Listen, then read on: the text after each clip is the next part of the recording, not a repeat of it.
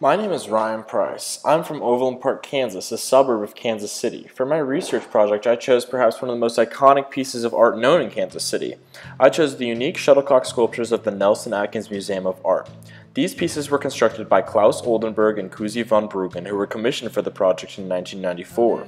Shuttlecocks consist of 4 birdies that are tastefully displayed around the lawn of the museum. The husband and the wife team of Claes and Coosje saw the lawn of the Nelson Atkins Museum as a badminton field and the museum itself as the net. The birdies are displayed as if they had landed on opposite sides of the net.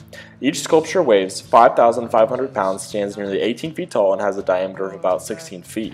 When visiting the museum for the first time, Coosje was infatuated by the headdresses worn by the Native Americans in a painting by Frederick Remington. This led to the first concept of large feathers scattered about the lawn as if dropped from the wing of a bird. During their first round of sketching, however, the couple decided that a tennis court would lack originality. This is when the idea of balls and feathers were combined for the image of a shuttlecock. Claes and Coosje sought out to bridge the gap of elitism of the museum and the general public. They did this with the construction of their pieces.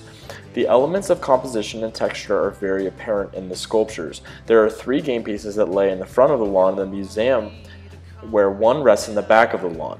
The overall plan of Claes and Coosje works together to bring different components to produce a sort of harmony, including that building into their work. The harmony is what contributes to the idea of pop art being combined with the classical look of the museum. The composition used by the couple is familiar when looking at their other pieces constructed around the country that bring seemingly ordinary small items into large, lifelike, inclusive works. The other important aspect I noted right away was the texture of the birdies. Although they seem small from far away from bird's eye from the sky, one is surprised to the attention to detail when you are standing within arm's reach. The etching of the feathers strikes you as you can imagine how real a shuttlecock looks and would feel. The more formal definition of texture is the surface characteristic of an object. The 2 components of texture are touch and vision. When we see something, we can imagine how it feels. When we close our eyes to touch something, we can imagine how it looks. In their intense detailing, the couple brings out a much more realistic sense of a shuttlecock, which is contrasted against the backdrop of the museum. Another element the couple uses is depth. The lawn spans many acres, and they use this to their advantage to play with perspective. As you can see in my picture above, there are many vantage points to view this game pieces from. When standing under one, you are shadowed by it, whereas in the distance an adjacent birdie may resemble a toy because of its seemingly small appearance. This is an example of one point's perspective. Along with depth, the couple also uses strategic spacing in their piece. Because of their surplus of space, the couple was able to make the birdies seem as if they had landed in a game of badminton.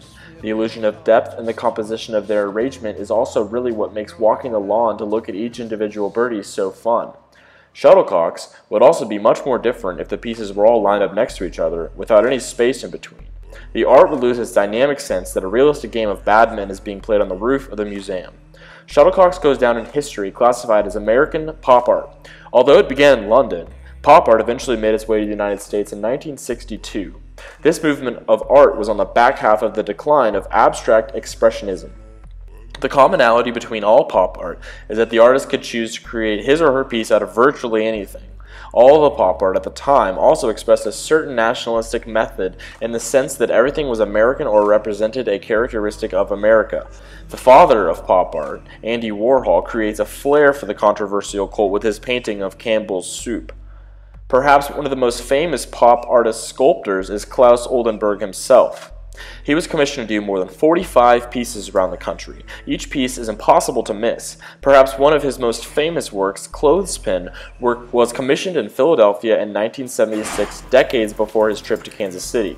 The tactile feel combined with the anthropomorphic character helped demonstrate Claes's ability to convey paradox and metaphor. I chose this piece of art for its iconography. As I was driving to the museum, when I entered Kansas City limits, I discovered that one of the geotag filters for Snapchat read KC Kansas City Mo and displayed multiple icons that are associated with the city. One of these items, as you saw earlier in the collage, was a small pink shuttlecock. Snapchat, a modern, massive web-based messaging service used to send pictures, recognizes his work as something extremely representative of my city. They do this because everyone considers these pieces a part of the museum and a part of the area, and I can't imagine Kansas City without them. I didn't realize my true love for them until I really did some exploring around the museum. Everywhere I looked, there were birdies. You could buy birdie stuffed plush toys or fleece blankets. The golf carts were all named Shuttlecocks. I hope you enjoyed learning about the most famous art in Kansas City.